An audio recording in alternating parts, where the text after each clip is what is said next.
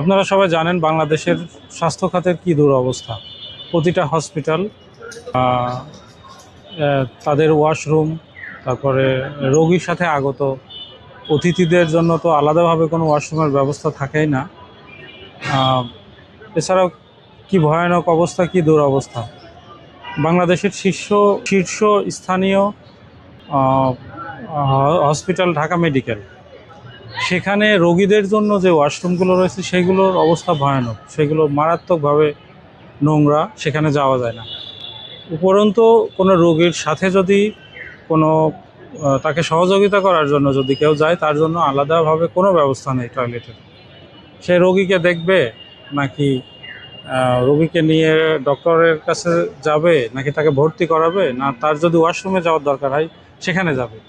এই ব্যবস্থাটা একেবারেই খুবই খুবই খারাপ, খুবই দুরবস্থা। এজন্য বাংলাদেশ সরকার এবং স্বাস্থ্য মন্ত্রণালয়, বিশেষ করে ঢাকা মেডিকেল কর্তৃপক্ষের দৃষ্টি আকর্ষণ করছি, আপনারা এই ব্যাপারে অতি সত্বর ব্যবস্থা গ্রহণ করুন এবং জনদুর্ভোগ দূর করুন।